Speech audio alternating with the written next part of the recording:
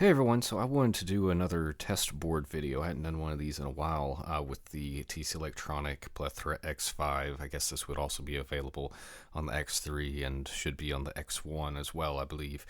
So this is the newest addition to the effects, which is the Infinite Sustainer. And what I've done is loaded 5 of them into each of the 5 available slots right here. I'm using my Telecaster, run straight into the Plethora, and then I'm running to the Simplifier input, returning to this, and then going back to the Simplifier in stereo. That is then running to my Stomp Mix 4, which is also got my microphone running to it, and then the mix from that, this blue and red cable you see coming out, is running to my SSL 2 Plus. So that's my signal chain for this, just so you can know. Here's my raw signal. Looks like I've got the Marshall settings, 412s, greenbacks, medium gain on the pre and the post. So let's take a look at some of these. Let's see. The first 3 that I have that I loaded in here are actually like custom tone prints that I got off of the app. There's only like 3 of them available right now, so there's not a ton to choose from. Let me pull them up here on the phone, see if we can take a look at these. I guess I don't have the tone print on my phone, but it's just these 3, the VHS, the Shiny Water Castle, and the Double Dip, that are ones that could be added. Hopefully, more will be added at some point. I wasn't really sure about them. They're kind of, maybe I'm just not really knowing how to use them. I did switch this one to momentary. The rest of them are latching, and I can explain that more, but let's go ahead and just try this out. So notice that one being momentary, I hit the chord, and it caught it for just a second, but then let it go. So let's try that again. I hit the chord first, then you hit this. And now as long as I hold that out, it's just going to hold this sound that's going, and then I could play over top of it. Ideally, you'd be using your feet instead of your hands, so you could be playing, but I want you to be able to see what's going on. So that is the momentary one on that for the VHS. And on each of these, you can adjust the fade in, the decay, the level. This one is interesting, though, because it has this depth and speed option right here. Let me go ahead and do this. I'm going to put it back to latching. So to do that, you go to board, the settings, the board, second foot switch function, switch it back to latching and back out here, or just flip that. And actually, let's do this. So I'm going to grab a D chord. Okay. And then this one is kind of cool that, being a custom tone print, I see some cool options with it. You can adjust the speed on this one, which is not available on many of the other ones. So going down, it's just kind of pulling out the warble sound, but as you go up, especially higher, you can hear it gets really warbly. Probably a bit too much. But you can adjust that with this third knob here. And again, this is the VHS option that you have here. This makes it kind of interesting the way you can do that. I like it kind of on the lower side there. And then you have fade in and level options. Obviously, level is going to adjust that. Fade in is more about how long it takes for it to actually pull into play here. Now, you notice if I hit the button just once, it didn't really do anything. Let's see if I change the chord.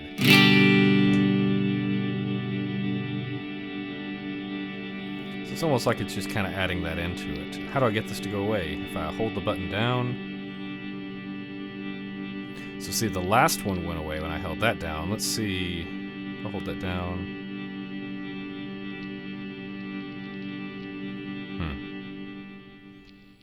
Okay, so I finally did get that to go away. But the light's still engaged. So to get it to turn off, you just double tap that button right there.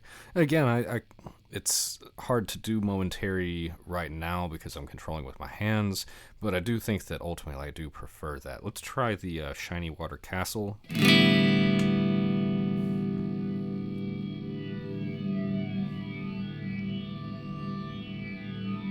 just hit an open chord. I've clamped down the strings, and this is just what's riding out. So what happens if I hit the button again? It dies off. Okay. Takes it a while to fade in. We can adjust that if we want. Let's go here. And see, this is interesting. This one doesn't have anything down here below the fade in, so I don't know what the deal is with that. Let's keep messing with it though. So let's see if I...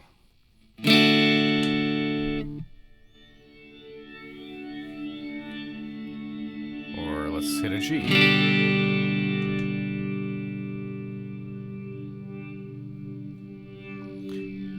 Taking quite a while to fade in, so turn it down pretty low there.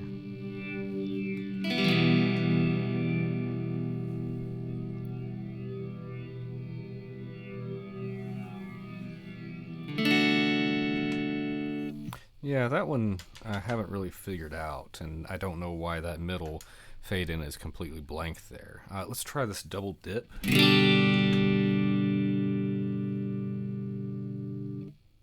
See? So I hit the button. You typically want to hit the chord first, and then let it do its thing. So I don't know why this one is not wanting to behave here. Let's try, I don't know if this will make a difference, but let's go to the board. Let's see if we put the effects insert between 3 and 4 instead of 2 and 3, if maybe that makes a difference. I don't know.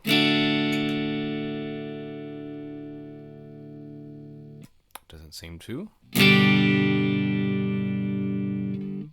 I hold the button down, I'm not getting anything.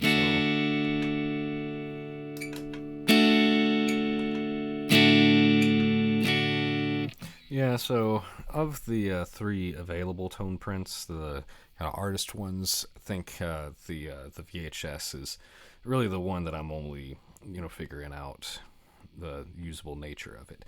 And you can see this little input selector, I guess the insert is what it is. That's where the guitar is actually having the signal before the simplifier, and then this would be signal after the simplifier. And I'm still kind of figuring out, if one is better than the other, if there's advantages to one or the other. It seems like after would be the ideal way to do this. Well, let's go ahead and get that one out of here. Of the tone prints, and there's a ton of them available just when you get the app. Like, let me show you. So like for this one, I'm on L1 single layer, pretty obvious. But you see you have all these different tone print options which are available, which I don't know how you would access these just with the standalone pedal, but I love that it's just all right there. And there is a window in the tone print app where you can kind of call up each of these. They're all kind of like in one category together, but let's stick with the L1 single layer because I really like this one. Nice, simple, does what I am expecting it to, so let's try this. I'm gonna have my volume up.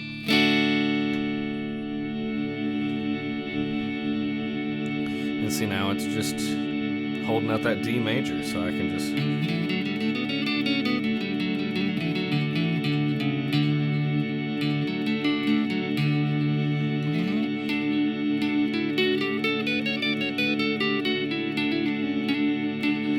kind of play around in the scale, key, whatever, chord of D there. Switch to the next one whenever you're ready. I'm going to hit the chord and then I'm going to hit the switch. I'm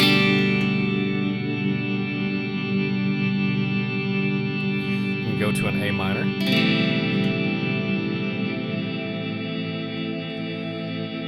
There still is a little bit of bleed over between the two of them, so let's cut the decay down and cut the fade in. See if we can make this balance out a little bit more. So back here, let's go back to a D chord. A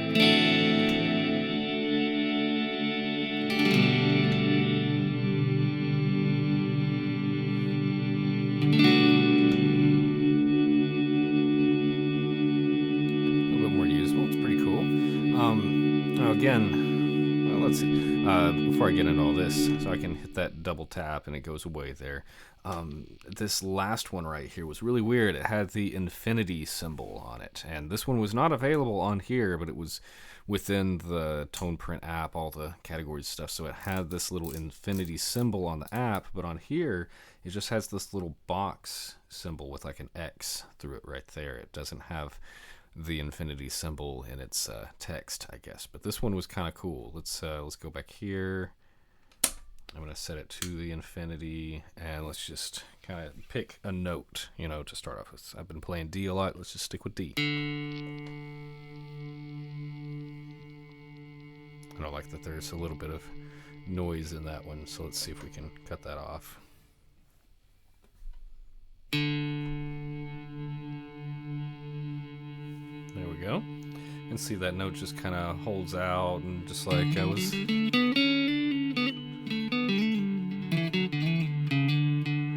just stick with D, but let's add some notes to it there. So that was D, let's add the major third. Okay, let's add the fifth. And there you kind of have, and I could just hit the chord. In fact, let's get that in there too. So I have the individual notes. I have the root, the third, the fifth. I have the chord. Let's get the octave in there. Let's get the octave above that one.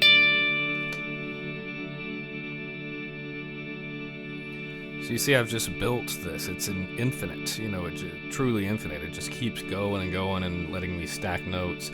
I'm keeping it real easy and just doing major chords, but I mean, you could start stacking in other intervals or things that are going to make it sound really weird. Let's see, I've just been doing D. What would go very bad with D? I guess I could do like an A flat. That would be a bad note to play with this. Let's hear it. It totally changes the character of it there. Let's add in just like a minor second above it. Let's do a D sharp or an E flat. Suddenly that major chord is starting to get some tension kind of going on with it. You know what I mean?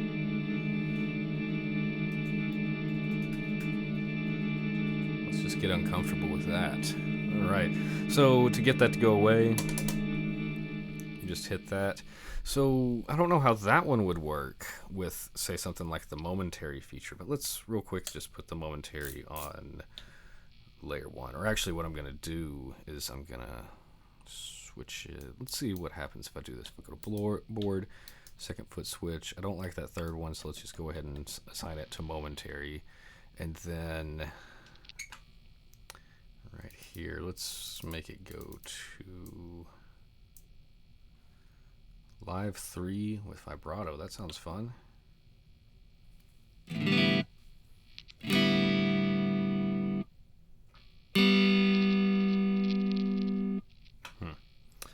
Oh, well, the level was super low on that. You know what?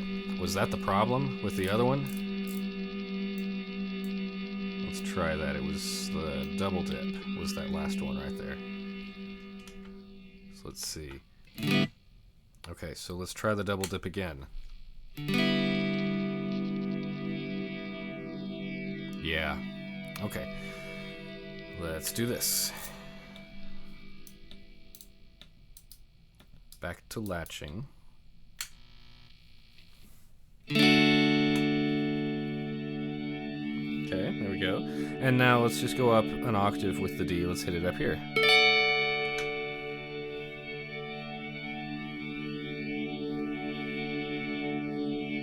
What if I had a D major right here? What will it do? So I don't know if it's only doing 2 or how that's stacking there, but that was the problem, was the effect level was too low on that. So keep stuff like that in mind. I can tell that there's a lot of fun to be had. Someone had commented on the initial video that they had tried it out and couldn't find a way to be creative with this. That they couldn't. I don't remember exactly what they said, but something about something very dismissive that they couldn't figure out how to be creative. And for me, it's like I feel like there's almost too many options with this. I see so many possibilities, and some of them they might be hard to integrate, into what you are trying to do there. But maybe just think a little bit differently. Maybe don't try to work it into a riff. Use this as something that can help you transition from one song into a next. Even that's one of the biggest, most useful things where I could really see it is using it almost like some people do with the is it the electro harmonics that has the freeze that people will use for like holding out loud feedback, sometimes live. I see this as being an option with that. So I feel like I've barely scratched the surface with this one, and I'll go ahead and wrap this one up because I'll just keep going and going and making mistakes and learning in real time in front of you guys here. But if I come up with some more stuff, I'll hop out in here and make another video with this. But let's go ahead and call it for today. Thank you guys so much. Thank you everyone who's checked out my other test board and Plethora and Simplifier and Stomp Mix videos and everything, and I will keep them coming for you. Thank you very much.